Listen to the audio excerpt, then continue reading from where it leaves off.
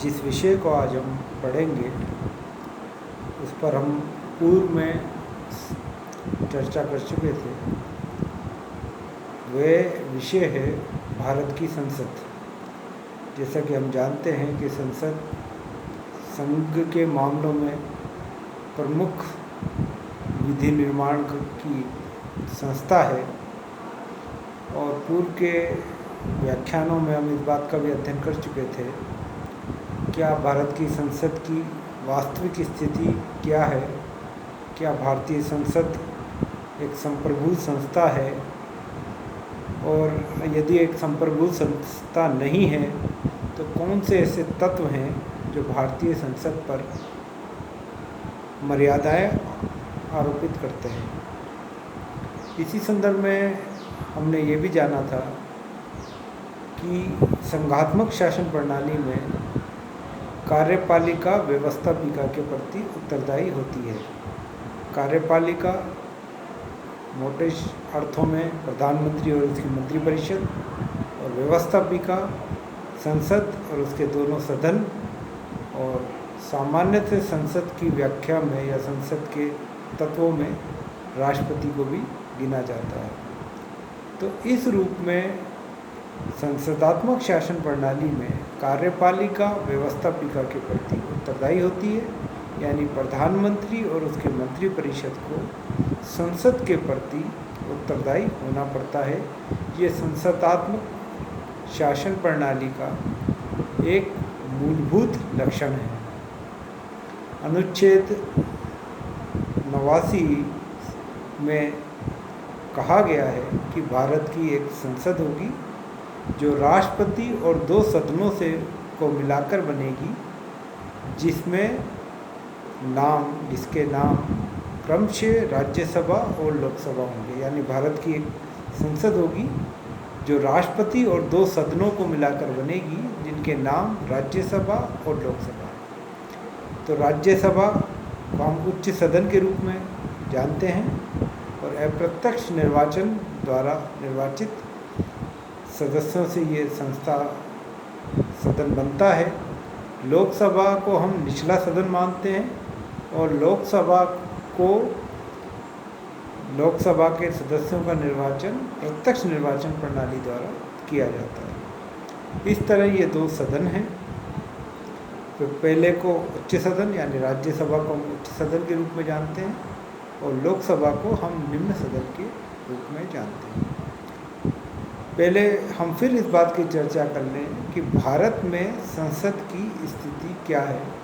तो पिछले व्याख्यान में मैंने इस बात को बताया था कि हमने संसदात्मक शासन प्रणाली को ब्रिटेन से लिया है और ब्रिटेन में कोई लिखित संविधान नहीं है।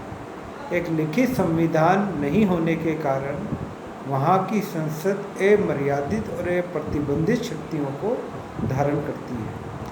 अगर हम इंग्लैंड का संवैधानिक विकास क्रम समझने का प्रयास करें तो हमें ये समझ में आती है बात कि एक लंबे विकास क्रम में राजा की शक्तियाँ धीरे धीरे कम करके संसद की शक्तियों को बढ़ाया गया और इसका परिणाम ये निकला कि राजा एक नाममात्र का शासक बनकर रह गया और संसद एक वास्तविक विधि निर्माण की संस्था बन के उभरी। अब इस तत्व में कई संयोग और कई विवेक के तत्वों का भी योगदान रहा है। तो यही जब हमने संसदात्मक शासन प्रणाली अपनाई तो हमने संसदात्मक प्रजातंत्र को ब्रिटेन से लिया और ये बात कही भी जाती है कि ब्रिटेन संसदात्मक प्रजातंत्र का घर है और ब्रिटेन की संसद दुनिया की समस्त संसदों की जननी है, यानी माता है। तो अगर संसदात्मक शासन प्रणाली हमने ब्रिटेन से ली है और ब्रिटेन में कोई लिखित संविधान नहीं था तो इस वजह से वहाँ पर संसद एक संप्रभु संस्था के रूप में स्थापित होती है जिसकी शक्तियों पर कोई प्रतिबंध नहीं है। डिलॉम जैसे विचारक ने तो यहाँ तक कहा था कि ब्रिटेन की संसद स्त्री को पुरुष और पुरुष के स्त्री बनाने के अलावा कुछ भी कर सकती है। इसका अर्थ ये है कि अधिकार क्षेत्र इतना व्यापक है कि कि वे प्राकृतिक रूप से कोई चीज़ परिवर्तित ना करें, लेकिन विधायी रूप से लगभग सभी चीज़ों में एक आवश्यक परिवर्तन कर सकती है। इसे हम ऐसे समझें कि ब्रिटेन में लिखित संविधान नहीं है। लिखित संविधान नहीं होने के कारण कोई मौलिक अधिकारों का चार्टर भी लिखित रूप में मौजूद नहीं है। यद्यपि मैग्ना कार्टा 1215 और बिल ऑफ राइट्स ब्रिटेन के संविधान के दस्तावेज़ों के रूप में गिनाए जाते हैं, लेकिन ब्रिटेन की संसद व्यापक इतनी है, उसके अधिकार इतने व्यापक हैं कि इनको किसी सक्षम न्यायालय में चुनौती नहीं दी जा सकती, क्योंकि जो ब्रिटेन का सर्वोच्च न्यायालय प्रिवी काउंसिल वे खुद लॉर्ड सभा की ही एक संस्था है। तो ऐसी स्थिति में ब्रिटेन की संसद संप्रभु है।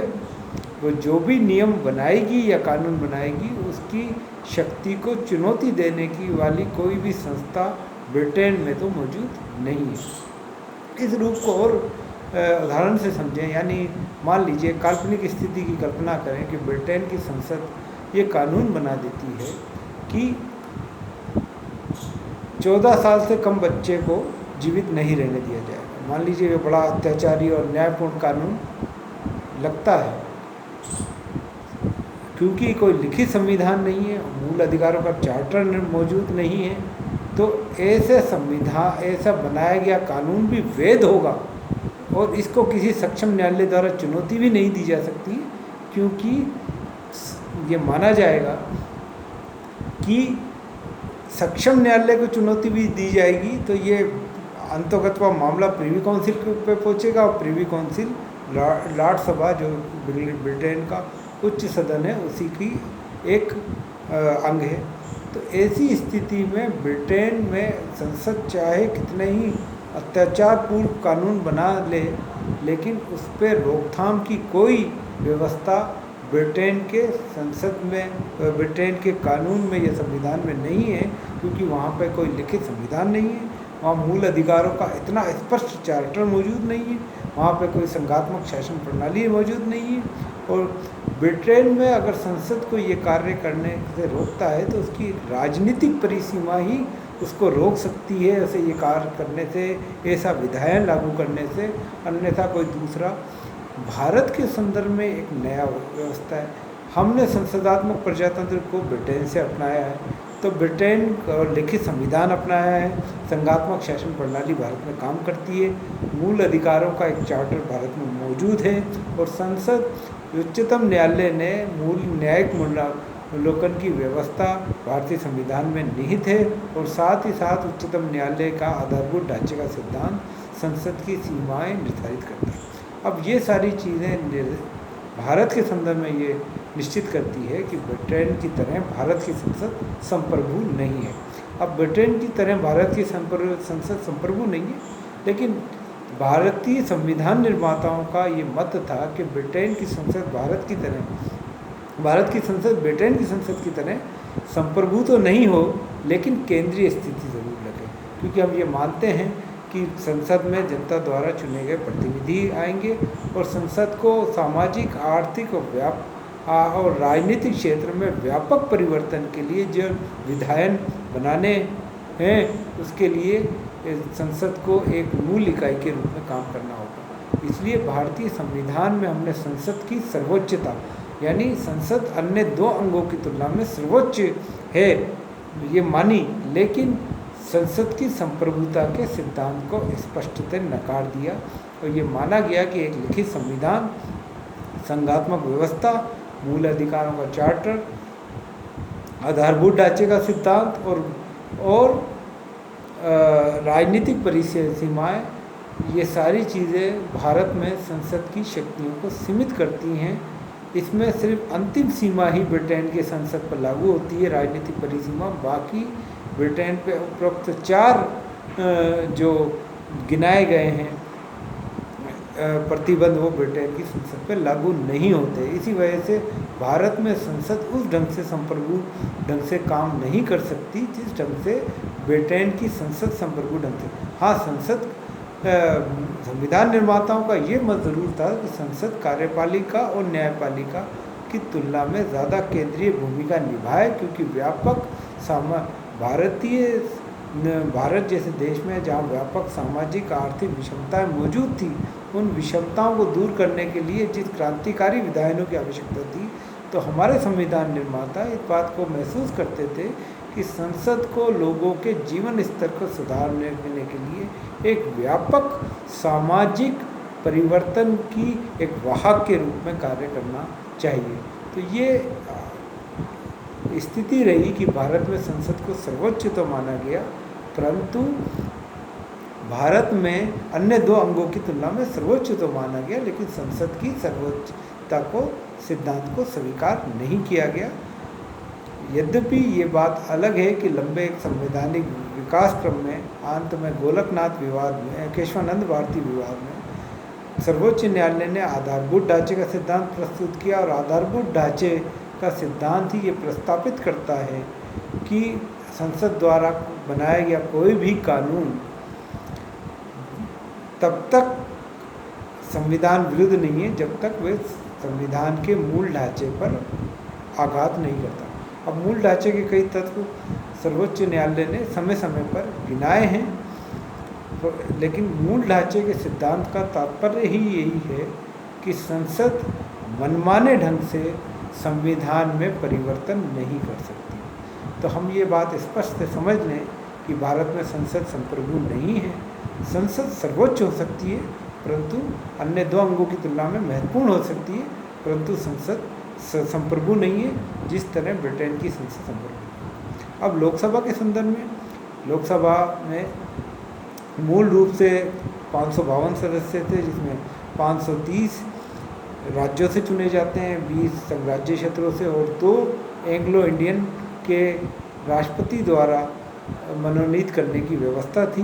परंतु इस व्यवस्था को 104वें संवैधानिक संशोधन अधिनियम द्वारा ख़त्म कर दिया गया 2020 में, और केंद्र से और राज्यों से राष्ट्रपति द्वारा या राज्यपाल द्वारा एंग्लो इंडियन समुदाय के, आंग्ल भारतीय समुदाय के सदस्यों को मनोनीत करने की जो संविधान में जो व्यवस्था थी, वे 104वें संविधान संशोधन द्वारा समाप्त हुई। इस तरह अब लोकसभा में 530 सदस्य ही हो सकते हैं, और प्रत्येक जनगणना के बाद ये व्यवस्था की गई है सीटों का पूर्ण समायोजन किया जाएगा।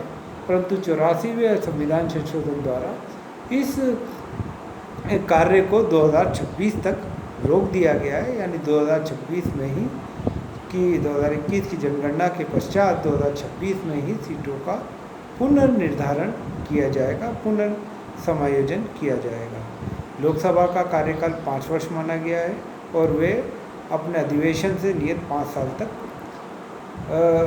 बनी रहेगी, यद्यपि उसे समय से पूर्व भी भंग किया जा सकता है।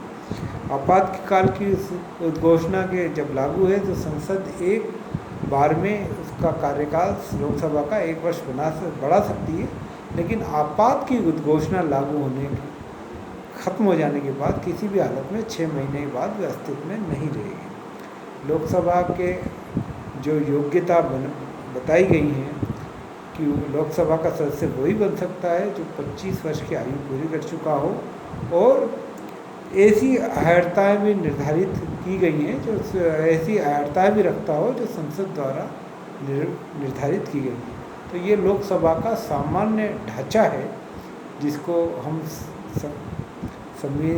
संसद का निचला सदन कहते हैं। कल हम लोकसभा के कार्यों और शक्तियों के बारे में अध्ययन करेंगे।